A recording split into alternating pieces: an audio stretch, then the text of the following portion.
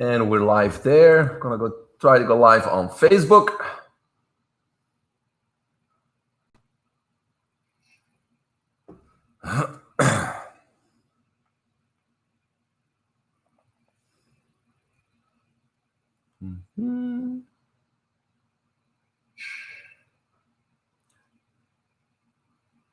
And we're live there too. So we are live both on YouTube, my website, and Facebook.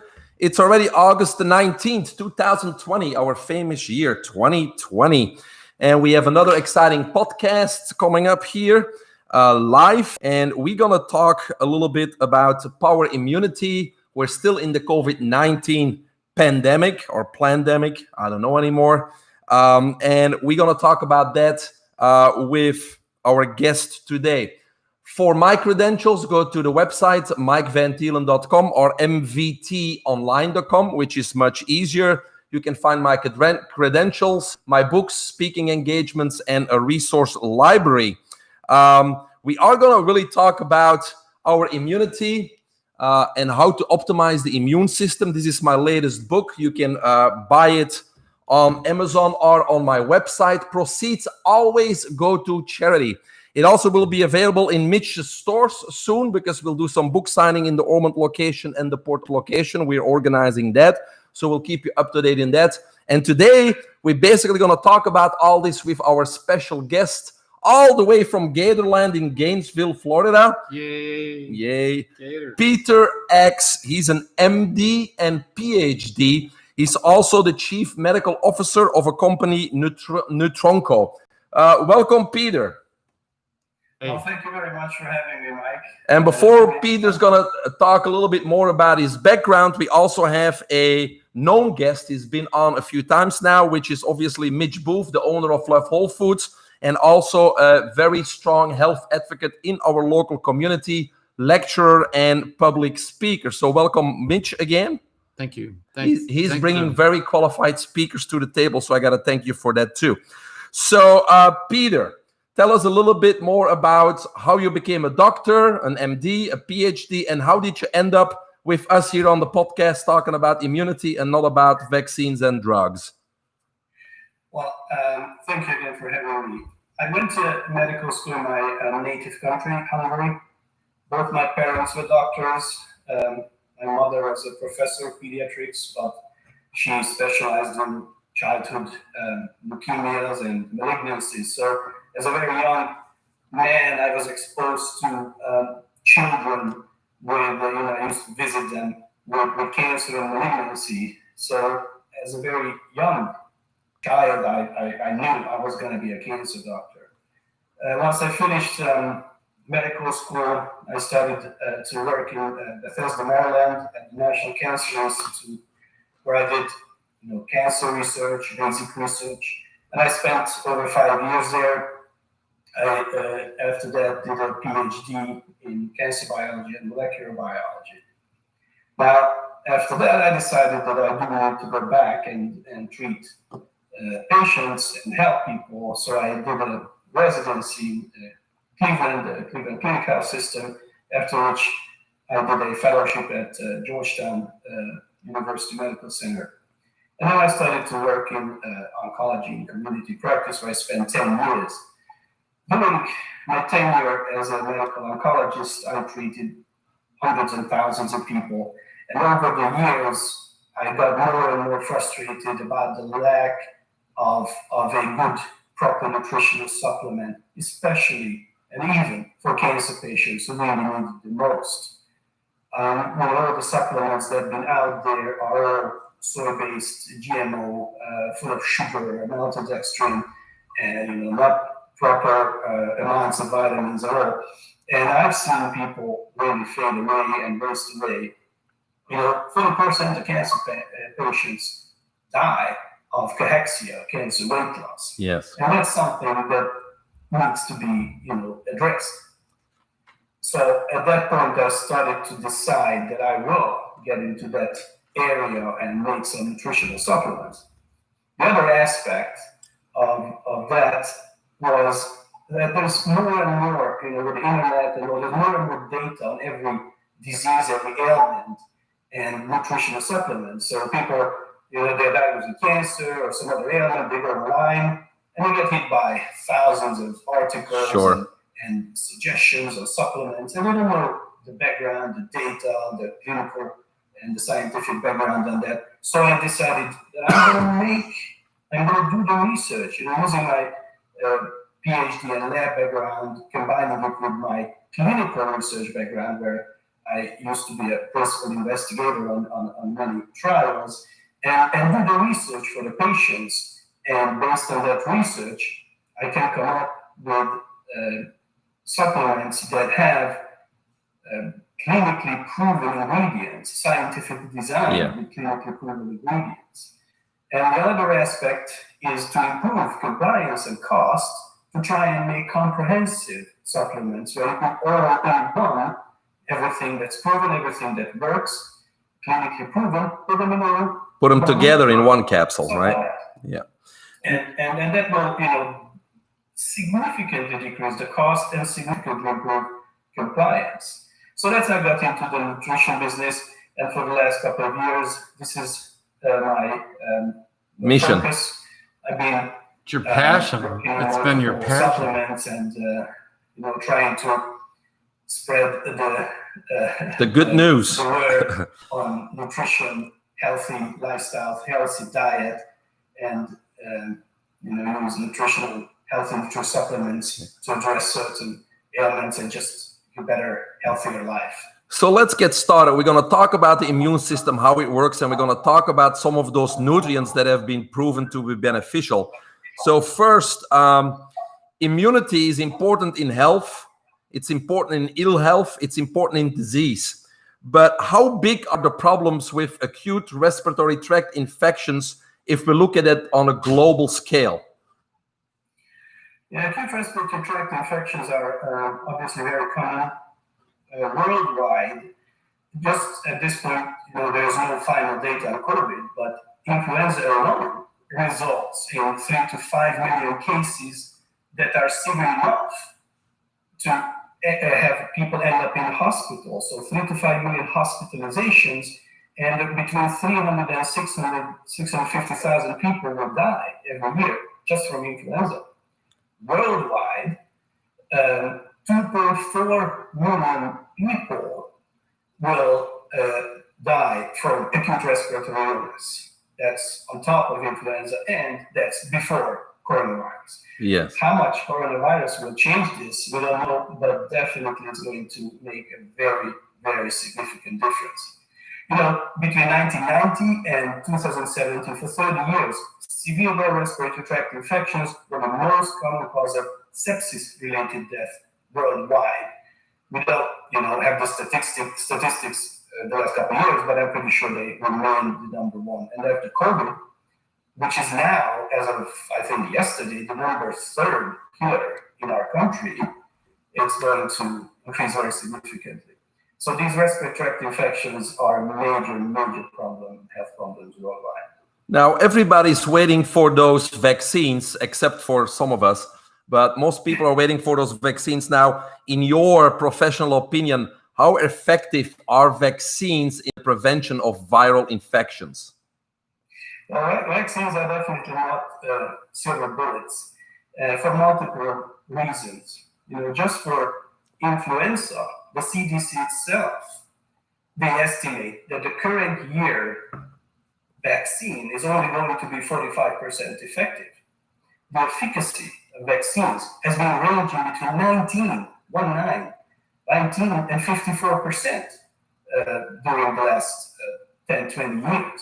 So the efficacy is very low. I know from my practice that people who had vaccinated, and not just cancer patients who have decreased immunity, but with regular normal health, they still get the disease, except it may be milder. So vaccines are certainly not silver bullets for prevention. The other, and big problem, especially in the coronavirus, that we know that the immunity against viruses is mostly cellular immunity. And we'll talk about this a little more later on. And that's not humoral. Humoral would be the antibodies. And vaccines, they generate antibodies. And yes, we know by now with the vaccine trials that people will have antibodies against the coronavirus. And in primates, they even did experiments where they infected them with the virus and they were not getting sick. However, we don't know how long these last, how effective they are, and really how much it's going to work. So vaccines, it may be nice to have them, but they are definitely not. Well, it seems with a 99 point so much survival rate, our immune system is already much more effective than a vaccine which is only 45% effective. Exactly. Right, but then you have to factor in what immunologists call the herd immunity. And maybe you could touch on that, but before you touch on that, for the people that are watching this, you mentioned the corona family of viruses.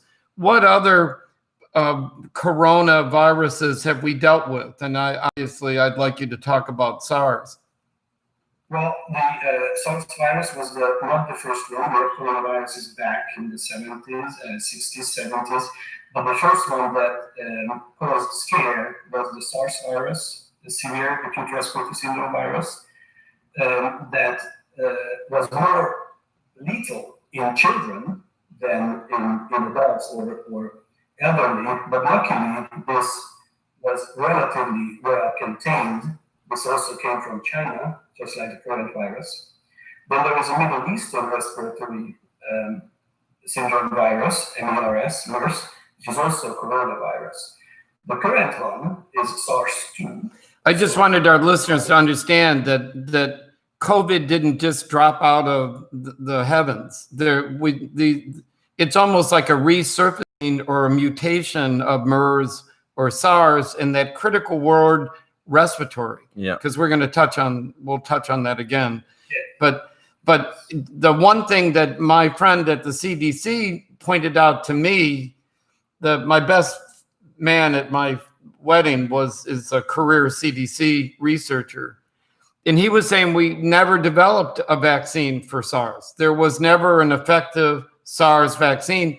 And I'm not being critical. I'm just saying that, folks, we need to be looking at plan B if this vaccine that we're hearing about every night on the news, and of course it makes me feel really good that the Russians have taken the forefront, that I can't wait for Sputnik 5 to show up at Walgreens. But interesting as an aside, I thought it was interesting. Putin gave it to his daughter, but he didn't take it. I just for those people on YouTube, not that conspiracy theories would be something YouTube would explore, but why is it that Herr Putin didn't take it himself? Right, but. I just wanted to make that. Let's get back. He may consider himself healthier than his daughter, right? Strong immune system. He does. Yeah, he does. But when I was reading into coronaviruses, what I read was that they have been trying to get a vaccine for the coronavirus family for over 2 decades. The problem they have had so far is that when they do the animal studies on ferrets, mostly, is what I read, is that, and that's the advantage of animal studies. You actually, after you vaccinate the animal, you can actually inject them with the virus. Right. And you can't do that with humans. That's the importance of the animal studies. Well, they are doing it with humans. Yeah, they are doing it. We're animals now, right? Right. But the conclusion is every time they vaccinated the ferret and then injected them with the coronavirus, then there were way too many antibodies and they caused an autoimmune disease and the ferrets all died. And now they want to rush this vaccine, this coronavirus, and basically skip the animal studies. So that's very alarming to me. I couldn't agree more. And also, I couldn't agree with the fact that they could have done a virus. The S1 protein in the original SARS virus and COVID is very, very similar. This is the virus that attaches to the ACE2 receptor. And that's how the virus gets into the cells and infects the cells. So they've had the antigen to target for almost 20 years. Yes, and they can't. This is a shame. Now, if there's no treatment and no prevention for this, what is it that we can do then? What's the plan B, as Mitch puts it? Plan B is to support our immune system. Immune strength plays a role in whether you get infected or not, or if you're ill or not with the virus. So the only thing one can do is support the immune system. And we know that we can support the immune system. There's ample data, and nowadays it's unequivocal. Sure. That nutritional support, supplement support will improve immunity for sure. Because I got my own way, how do you explain our immune system from a general point of view to your patients? What is our immune system? From a general point of view, in a wide definition, immune system is basically everything that protects a body from physical barriers down to the cells. So even our skin or epithelial cells are part of the physical barrier. The inner layers of our mouth, our guts, part of the immune system, and everything that protects us. Our lymphatic system, lymph nodes, spleen, to a certain extent the liver. Every organ has specific immune cells. And of course, the different white blood cells, lymphocytes, neutrophils, and macrophages, mastocytes, and then proteins that are made in white cells or endothelial cells, like the complement system that will kill bacteria and attack viruses, with antibodies that are made by lymphocytes, and even the endothelial cells, which are the inner layer of the blood vessels, are very important part of the immune system, because they also make some complements, and they make coagulation factors, blood clotting factors. So if you look at immunity from above, like from a satellite, then this is how we would describe it. And of course, there is much more to that. Sure. So explain to us, because in our opinion, there's two immune systems. We got our innate or cell-mediated immune system, and then we got the humoral immune system. Can you explain what those are and how they work together? Yes, the innate immune system, innate means born with you, is the immune system that acts fast. It acts right away. It's not antigen specific, which means it does not target a specific antigen. It has what's called non-specific pattern recognition. Physical barriers are part of the innate immune system, and then of course the complement system. Macrophages that attack everything that's foreign and will gobble them up. And neutrophils, the first line of defense, and some of the lymphocytes. As opposed to the innate, there's the adaptive immune system, which is antigen specific, which means that it's specific to a certain infection or anything foreign. It's much slower, at least initially. It's typically utilizing the residual humoral immunity in the lymphocytes, T and B cells, and B cells once they differentiate to plasma cells, they make antibodies. These antibodies are very specific to bacteria or viruses. And also what's important, that because of this, they will have what's called the memory cells, and will have the immunological memory to remember an infection. And next time we get the same type of infection, the same virus, we'll have a rapid response that will be specific. The vaccines work the same way, and that's why I mentioned that against viruses, especially initially, or innate immune systems, that's causing the reaction, and that's why making viruses is more problematic. Now, we're going to talk about this a little later, but innate immunity causes pro-inflammatory and anti-inflammatory cytokines and reactions. And the way it really works is causes inflammation, gets rid of the infection, and then the inflammation resolves. In the case of coronavirus, the current coronavirus, that is the problem. The inflammation gets worse and worse and worse and doesn't resolve. This is where some of our compounds that we'll talk about come in, because the issue is not just immune boosting, immune stimulation, but what's called immune modulation, where you modulate the immune system to shift from pro-inflammation to anti-inflammation. And some of the compounds, like vitamin D, it does that. And that's why they are extremely, extremely important. Okay. Now, so our innate or cell-mediated system will take about, which is non-specific, as you said, will take about 7 to 10 days to work and to really neutralize a pathogen usually. And that's when we have fever. That's when we feel sick. That's when we may have chills. That's when we may have rashes. Now, in my opinion, Dr. X, those symptoms are regarded by conventional medicine as disease. And really what it is, it's basically our own body trying to mitigate or neutralize a pathogen. And so we need to let our body complete that task and not look at it as an acute disease. The problem with vaccines, I think, is that they try to bypass the cell-mediated system, like you said, so we don't feel sick and we put antibodies out. But what we're doing here is, I think, is creating a population or a nation of people that now are producing too much antibodies, and that's why we're seeing so many autoimmune diseases, chronic diseases, and cancer. Is that a correct statement? I would definitely agree with you. Yes. Yes. Let's deal specifically with one of the major symptoms of COVID leading to the ventilators. We know that it's a respiratory infection, but as Dr. William Lee was saying, the body produces a blood clotting response. It's another part of what you described, but as you indicated, Dr. Peter, that it doesn't stop. Yes.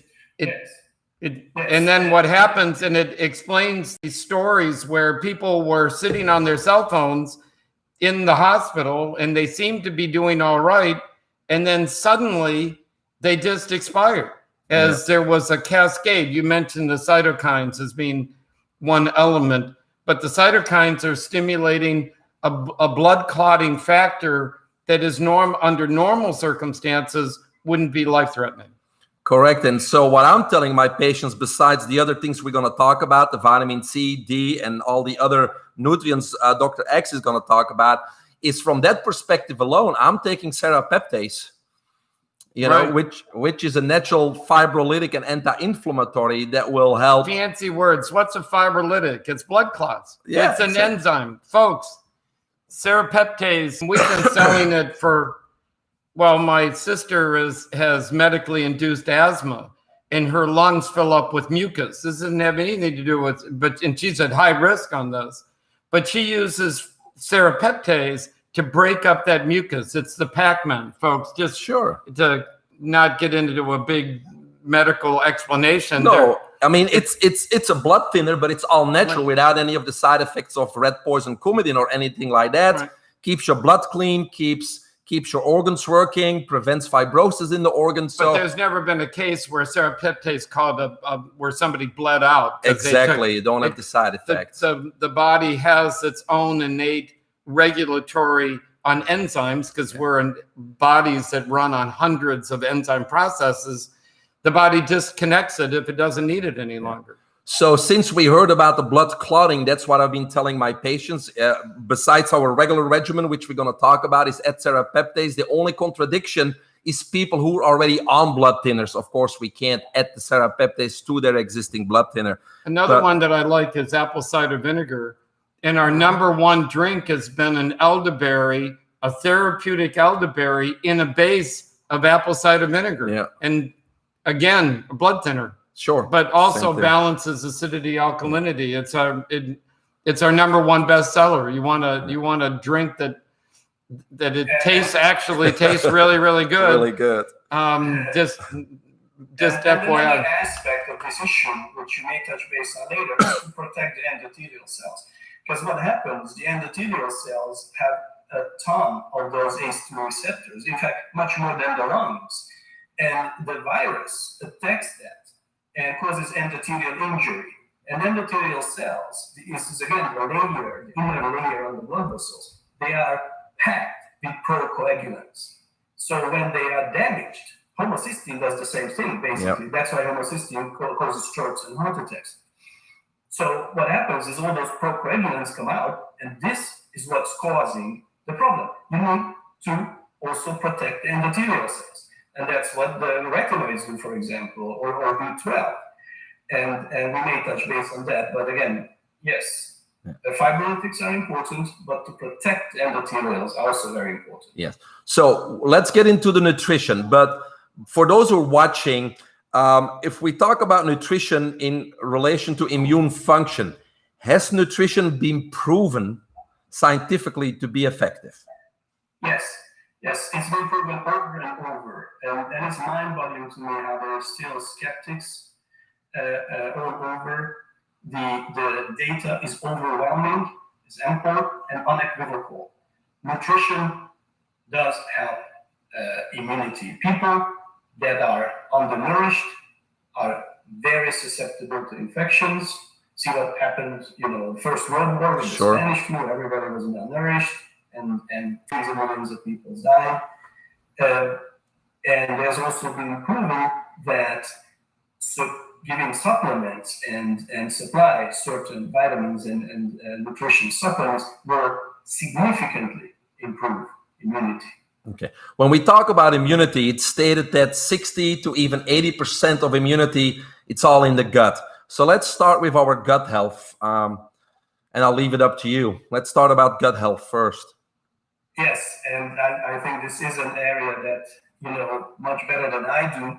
But gut health is, in my opinion, is a huge topic, and I'm one of the biggest supporters of improving the function and the integrity of the guts, because in cancer patients, the guts are just affected badly by chemotherapy, by the disease itself, and then people radiation have leaky guts and all kinds of problems. Antibiotics.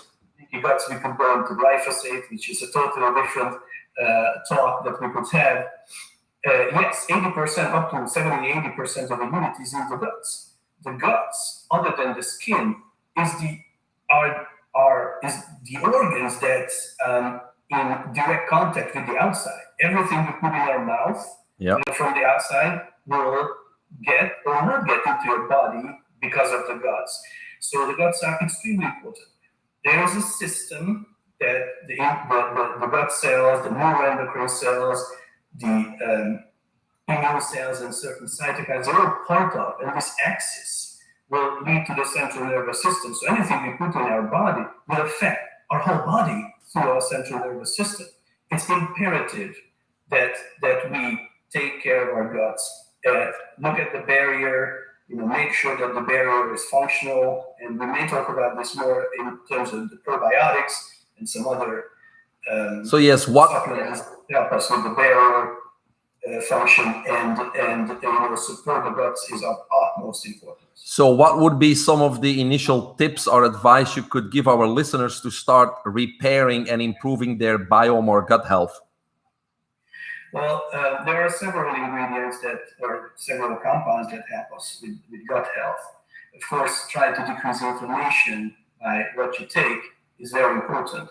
But I would say probiotics and prebiotics are extremely important. Certain plant-based enzymes like papain, bromelain, they go a long way helping our guts. Nucleotides, which is not as common supplement in the United States as in Europe. Correct. However, we do have our supplements containing nucleotides, are amazing when it comes to gut health. There were studies that shows that people who have nucleotide supplementation, and they took two biopsies of their small bowels. Those small bowel villi were beautifully long and nice and healthy, as opposed to people who were not on supplementation. And those villi are what are essential to get the nutrients into the bloodstream, but also to get the waste materials. In the case of cancer patients, as Bernie Siegel would say, how do we get the cellular debris that the chemo and the radiation are designed to create? How do we get it out of the bloodstream? Yeah. So it's both. It's a two-way street. Absolutely. And there's other ingredients like indirectly B12 helps a lot, because B12 supports, and what we always use is methylcobalamin, which is much better than cyano. It's faster absorbing, and it's ready to use. The microbiota in our guts use the B12, and the B12 will help support the barrier. Glutamine is another important ingredient that will help gut health, especially in cancer patients. So there's a lot of things one can do. Besides the specific nutrients, B12, glutamine, some probiotics, nucleotides, and as you mentioned, an anti-inflammatory diet. What about, because that's what people know, what about fermented foods like sauerkraut, kimchi, kombucha, those types of things? I'm a big fan, and that's basically probiotics. Probiotics, and prebiotics together. Probiotics are basically fibers that provide a surface for the probiotics to grow and to thrive on. So those are, I'm a huge fan. I myself consume a lot of those fermented products, and I recommend it all the time. Yogurt and kefir also, kefir as they call it here. They go a long way, absolutely. Yeah. Now, ideally, I think we all agree it's better to upgrade your diet and include all those types of foods that contain all the nutrients we're talking about. But if we talk about supplements, and we're going to get more into specific nutrients and supplements, would there be one nutrient or one supplement that could help us with our immunity? Not really. For immunity, there's so many supplements that do help a lot, and they help with immune boosting, with immune modulation. So just taking vitamin C or just taking vitamin D is definitely not enough. So that is why, our company created our supplement, which has 16 different ingredients, and they address all different aspects of immunity, from the barrier function to innate, adaptive immunity, and of course, immune modulation, which in case of the coronavirus is of utmost importance. Gotcha. So your latest product is called Power Immunity, is that correct? Yes. Power Immune. Power Immune. And so what you did is you kind of put all the important ingredients or nutrients to boost or repair the immune system or modulate in one formula, correct? Correct. All right. So we got the label here. We got the label here. So obviously, number one is vitamin C. Yes, vitamin C has probably the most data, along with vitamin D. The ingredients that we have, I just want to add that vitamin A, B12, C, D, zinc, calcium, magnesium, and all that. They are actually granted health claims in the European Union. They're so well recognized and so well understood. In this sense, Europe is a little bit ahead of the United States. They were granted health claims. And vitamin C and vitamin D are the most studied, ample studies, how they work with immunity. Vitamin C itself is concentrated in white blood cells, in lymphocytes, in macrophages, and they use them in every aspect, both innate and adaptive immunity. So there are several studies that shows that it helps prevent disease in people who are deficient and even people who are not deficient. And there's also several studies that it shows that it helps treat disease, decreasing the duration of the disease, decreasing the number of diseases, and the severity, decreasing mortality. Recent studies show the same thing in coronavirus infection. So just the vitamin C alone prevents and treats these infections, respiratory infections, effectively. Yes. And Linus Pauling, the people watching this are all familiar with the Linus Pauling Nobel Institute. Prize. And the biggest point is that the human body, unlike vitamin D, does not generate vitamin C. It's guinea pigs and humans are the only mammals we don't produce vitamin C in the liver, so we need to get it from our citrus foods, etc., or supplementation, right? Food is medicine or supplementation. That's right. Still, as you say, we're not producing it. And then in the case of the vitamin D, and again, with the 30 years that we've been working with our community, 30 years ago, we were suggesting just 2,000 IUs of vitamin D, and I got nasty phone calls from, I won't say who they were, they wouldn't identify themselves, but they sounded suspiciously like doctors, who didn't even know the difference between vitamin D2 and vitamin D3. And I'm really proud Plant-based animal source, right? Right. Yeah. Well, the D2 is a synthetic. It's made in a laboratory. D3 is the one that is the molecular identical to what the human body produces produce if from you go in the sunlight. sun. Yeah. But we don't go in the sun anymore. So Vitamin D is probably the most important vitamin there is. In fact, vitamin D It's a hormone. is not a vitamin, it's a hormone. right.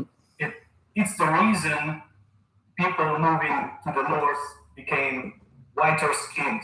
It's the single reason for that. It's so important that it changed evolution. It has roles in immunity. It has roles, of course, the bones, the bloods, the nerves. There's cancer effects. Vitamin D is a hormone that is just of utmost importance. Well, even in this pandemic, as much as it should be. even in this pandemic, I saw reports where the survival rate for people in the hospital, those that had a high vitamin D level survived, and those with low vitamin D had much more issues trying to survive and stay alive. So they correlated it to vitamin D. I might also add, my personal physician happens to be African American, as Dr. Luther St. James. We've worked closely with the African American community. They have a chronic vitamin D3 deficiency Sure. because their skin has a built-in sunscreen. And so we know statistically there are other factors, obviously social, economic, but we know that the African American skin type is that the darker that skin, the higher the risk for the COVID and actually a comorbidity factor in survival. And when average people want to know if they're deficient on vitamin D, they simply can get, like anything else, a blood test done. They need to get the 25-hydroxy D test. And ideally you go, 40, 50, nanograms per milliliter, right? That would be an ideal range. Anything below 20, you're way too deficient. And so when it comes to dosing, you want to go 2,000, 3,000. I go 5,000, 10,000, by the way, because to me, there's no such thing as too much, right? But you could measure it if you wanted to and making sure you're at optimal levels. Correct, doctor? Or Yes, absolutely correct. Absolutely correct. Right, but I get the pushback from the doctors that say, we tend to have a lower vitamin D level, and we know that they have a higher mortality. With African Americans, I couldn't agree more. I think vitamin D is a huge issue. There are more and more studies. Eileen was the one who came out with the first study that showed that vitamin D concentration correlates with COVID death, and it can be prevented and treated with vitamin D. Grant, who has actually a very nice podcast about vitamin D, he did another study showing that vitamin D supplementation reduces the risk of both influenza, flu and COVID infections, and death. So vitamin D supplementation is something that is extremely, extremely important. and the National Institute of Health was showing a correlation, since your field is oncology, that women that have above 50 on their blood test have a reduced incidence of breast cancer. That's not a bad, and I'm sure you've seen those studies. That's NIH. That's the kind of study. Prostate cancer across the board. Across the board. Prevents cancer. Right, and all I hear is vaccines. We're get your levels of vitamin D above 50. Take a test, take a supplementation, see where you are, find out how much you need to take. Because some people are bad, as another insight is some people are poor absorbers. So what might work for me may not be appropriate, even again with someone with darker skin color. Do we need to combine that vitamin D3 with vitamin K? Well, vitamin K may help with preventing some potential side effects. I personally have never seen kidney stones with vitamin D, even with very high doses. Vitamin K is supposed to help, but the vitamin K. But it may not be necessary when we're talking about improving our D levels. Is that correct? Right. Okay. Yeah. Now let's go back to the COVID infections. Okay, our white blood cells are promoting or releasing too many cytokines, which are the inflammatory components, proteins. How is there a way to prevent this cascading process? Yes. Well, I can't say it's a way to prevent it, but it's a way to influence it. And this is again where immunomodulation versus immune boosting comes in. There are certain supplements that you're supposed to stop when you have acute infections because they're just boosting your immunity and not modulating. So you have to modulate. And immune modulators that will shift the pro-inflammation to anti-inflammation and the production of certain cytokines like IL-10, that are anti-inflammation rather than the tumor necrosis factor or interferon 2, which are pro-inflammatory. And vitamin D is one of them. Vitamin D is the conductor of the immune system. It's such an impressively active immune modulator that it does help curb that cytokine storm. Now, zinc is another very important immune modulator and another very, very important ingredient to help with immunity and modulate. Is that why everybody's been talking about zinc in this pandemic? Because we need it as a modulator?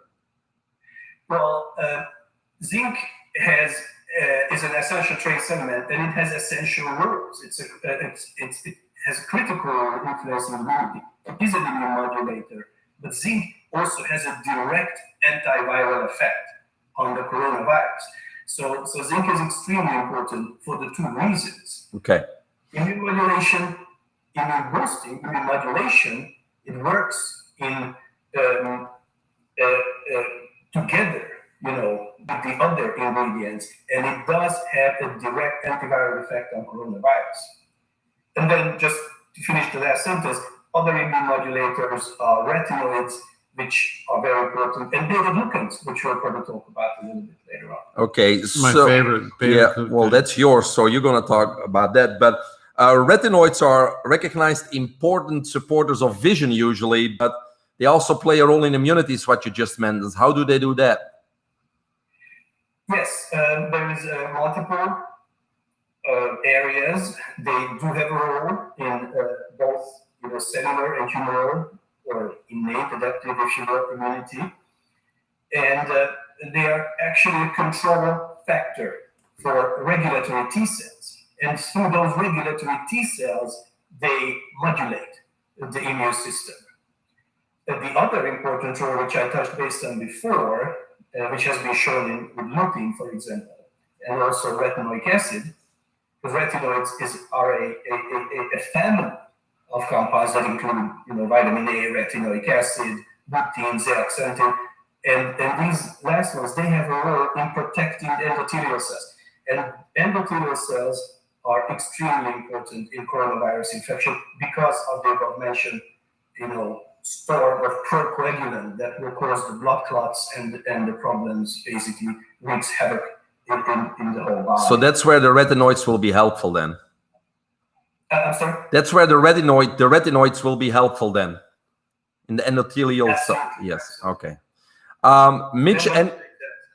Mitch and yourself are fans of beta-glucans. So explain to us what are sources of beta-glucans and how would they work? Yeah, beta-glucans are naturally occurring bioactive polysaccharides, basically.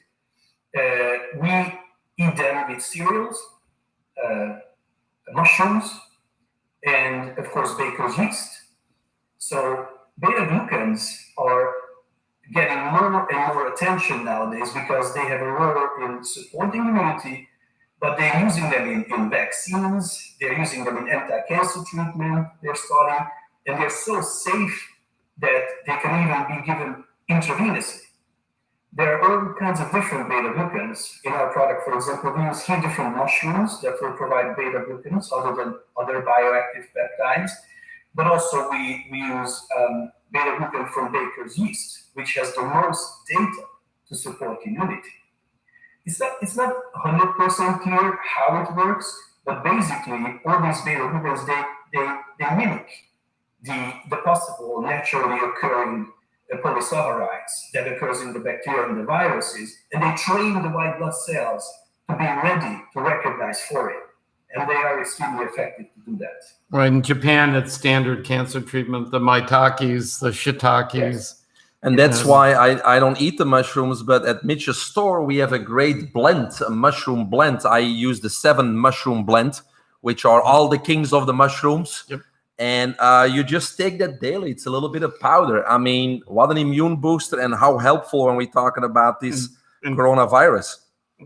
Peter hit the top 5, the lion's mane, which I take every day, the reishi, the Ghana. The maitake, and the cordyceps. We have whole handouts on that at the store. Anybody watching, come on into the store. We've done whole lectures like with Peter on just mushroom therapy, but it is exciting only in the sense that it's the ultimate food is medicine. Plus, everyone that's gone to a gourmet restaurant and had a shiitake mushroom salad, that's food is medicine. That's what we want. That's true. I also see, you want to add something, Peter? For thousands of years, there must be a reason for that. Sure. It's as simple as that to me. 3, 4, 5,000 years, who knows how long they've been using mushrooms. In India, doing turmeric the same way. It just took us until the 21st century to get the science and spend the money, as we had in our last guest. To just, you're right. Food is medicine. Sauerkraut. Do we need this? Is anyone going to do a double-blind placebo test on the therapeutic benefits of sauerkraut? Doesn't make anybody any money, right? Doesn't make any money. I also see on your list, Peter, CoQ10. Everybody knows CoQ10 as a powerful antioxidant, helps with energy, helps, I guess it's used a lot in heart conditions, right? Cardiovascular disease. So why is CoQ10 in this immune-boosting formula of yours? Well, there's a couple of reasons. Number one, the immune system is very sensitive, very vulnerable to the antioxidant balance. Extremely sensitive to the balance. So you do need, vitamin A is an antioxidant, some of the other compounds are, but CoQ10 is an extremely effective antioxidant. The other important issue with CoQ10 that it's somewhat also specific to the lungs. Now, lungs are the organs that are most susceptible to the oxidative changes. Why? Because where oxygen goes in, and the oxygen and oxygen radicals could be very aggressive. So the lungs are susceptible to oxidative changes, and the CoQ10 had been shown to help specifically in the lungs. People with asthma, if you give them CoQ10, they will have a decreased need for steroids, for example, and their asthma will improve. So CoQ10 is very important to keep the balance. At the same time, they also help with natural killer cell activity. There was a Swedish study that showed that CoQ10 supplementation boosts natural killer cell activity. Now, why is that important? Natural killer cells are the part of the innate immune system that will fight viruses, virally infected cells. So boosting natural killer cells, which most of the supplements we use do, but especially the CoQ10, is very, very important. Going back to the cancer battleground, boosting NK killer cells is the new cutting-edge treatment. Yes. Right. I mean, again, because there aren't any side effects. It's not immune suppressing. The new approach now is boosting the immune system, which is why it's so exciting to be a part of this product. Are there any other ingredients that we need to discuss that are in there? We discussed B12 and we do have probiotics. We discussed probiotics for the gut health. That help with the stability of your microbiota, in the guts. They strengthen the mucosal barrier. But I haven't mentioned about probiotics that people tend to think about probiotics as they just helping the guts, and it's not true. It is also helping the respiratory tract, and even probiotics that you take oral. There was a recent review where they looked at 4 different studies for treatment with probiotics of acute respiratory tract infections. And all 4 studies were positive. They showed that probiotics reduced the severity and the duration of upper respiratory tract infections. And we're talking bifidobacterium and lactobacilli. So it can be used for treatment of respiratory infections.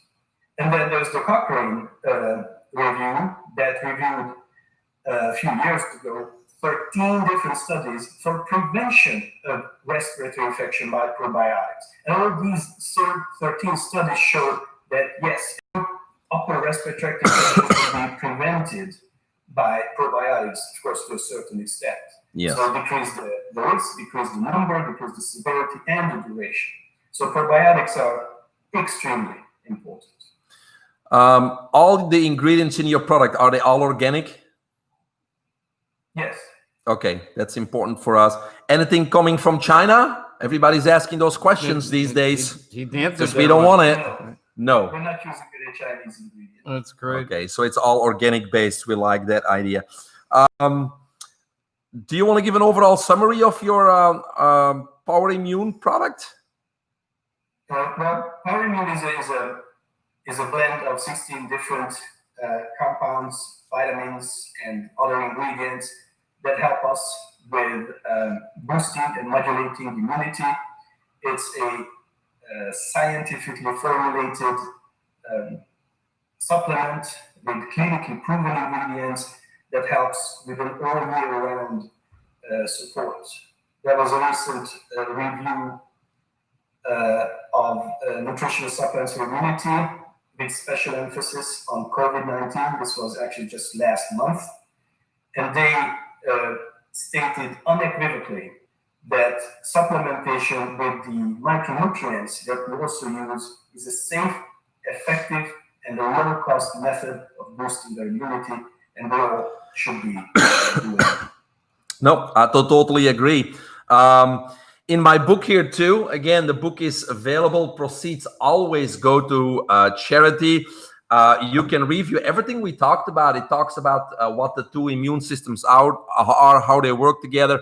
It goes a little bit more in depth, Peter, also on our lymph system, how we can keep our plumbing system healthy by rebounding and vibrating and keep our plumbing system clean. Exercise. Also the nutrients that are important to keep our lymph clean. It obviously talks about, exercise, like he says, about upgrading your diet, because, it's what we put in our body ends up in our gut, as you said it well. So we need to choose wholesome foods and anti-inflammatory foods versus our acid-producing meats and, white flour products and all those types of things. So we got to be a little bit more conscious about what we eat, because a supplement is actually just that, guys. It's a supplement. It's not a replacement, right? It doesn't replace a bad eating habit. It supplements and make sure you get all the nutrients that you need on a daily basis. Because besides everything you mentioned, and I think it's a great product that you have, that's why we wanted to talk about today. But I go to Mitch's store all the time. I get my bee products too. I get my bee pollen. I get my raw honey. I get my propolis, right? Yep. I get my mushroom blends. I get my echinacea, my elderberry, my omega-3s. I use a lot of adaptogens, including the andrographis. So, there's many things that you can take. But I think it's good that you made the point today that there are products out there that we can trust, that are scientifically proven, that combine some of those things that we need in one capsule, because nobody wants to swallow 25, 30 capsules a day either, right? Exactly. And we want the synergy. Cost, which is around 10 cost. times more if you take all those ingredients separately. For those listening, go to lovewholefoods.com, go under Mitch's Love Notes. This podcast will be there. You can, if you want to refresh, we covered a lot of material. I'm also really happy that we're going to be selling this product, buy one, get one free, until Labor Day.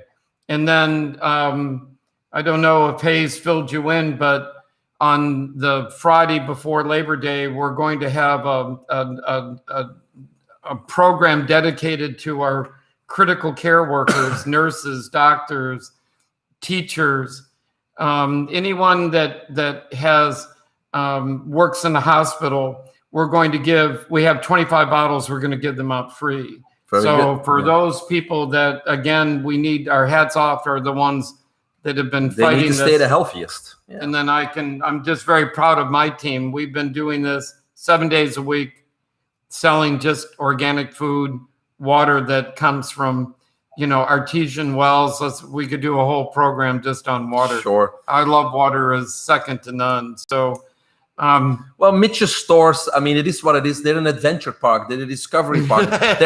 There's so much information, and this guy is a library on nutrition. He knows so much about everything that he has in the store. He's an advocate for health. I'm very proud he's in our community and that I can work with him, and we can work together with people like Peter. The book will be available there soon. It's time you take control over your own health. You can wait for that vaccine, but again, the CDC itself says it's only going to be 40-some% successful at the best. And our own immune system does a much better job. Already 99% of us survive. So if you don't want to be the 1%, all you need to do is make sure your immune system works properly, is not weak, is modulated well, and you take the right, whole foods and the right supplements. And that's really all you need to do to prevent being a victim of any virus, any disease, any cancer, any autoimmune disease. You just got to stay healthy. I couldn't agree more. And this virus and others like the flu, they are here to stay. This is not going to go away ever. No, the flu never went away. Right. What about our last one was, what do we do for COVID 2020? Yeah. I mean, or 2021. You're right. This is a plan B that serves us on a whole suite of diseases that none of us want to contemplate. Yeah. Cheap medicine. It is. I mean, I think the biggest problem is what I find is that people are so used, they want a silver bullet, they want a magic bullet, they want the vaccine, they want that 1 second injection to save them from everything. It's just not gonna happen. It's not out there. People don't die from the cause of death is not cancer or heart attack. A cancer would be the last symptom. A heart attack is the last symptom. The cause is decades of poor lifestyle choices. Right. And so there is no shortcut. And what people don't understand, though, is that just modifying or upgrading your diet a little bit and implementing just a few supplements and starting that way, people in a few weeks feel better. And once you feel better and you're not fatigued and you can do things you couldn't do before, you will get really addicted to being healthy and not addicted and being a slave of all the bad foods that are out there. It just takes, a little bit of effort, a few weeks to changing things. And once you see the benefits, you're there. And if you don't know how to, you got people like Dr. Peter, Mitch, and myself in the community. You can ask questions, and we'll be glad to guide you into the right direction and choose health freedom. There'll always be a response. We always are a positive response. We always respond to inquiries. Any last words, Peter? Thank you very much for inviting me and talking to me, and I'll be happy to talk to you about my other products later on. Yeah. At one point, if you're interested. We'll be glad to have you on. This is just the first time around. You also have all the credentials, and to many people that's still important. So here you are, MD, PhD, oncology, been there, done that. Yes, and as I was saying, I think we'll want to change a paradigm, which is very, very hard to do because there's so much resistance. Correct. But if we fight, hard enough and educate, we will change the lives of thousands of people for the better. Correct. Mitch, any last words? That's Love Whole Foods is dedicated to the community. What's happening in Washington, D.C. is sad, but that's what our mission statement's been. And the day that I met you, I still remember thinking, wow, this is going to change everything, even though specifically for the community. But Peter, what you're doing is change the whole, like you said, the whole paradigm on our approach to fighting not just the cancer epidemic, but the layers, the Alzheimer's, the gut dysbiosis, the autoimmune diseases. It's all the same. They're all the same. The solution is always the same, isn't it? Right. Yeah. Right. Thank you again. I appreciate it. Thank you very much. Thank you, gentlemen. Always choose health freedom. Choose health freedom.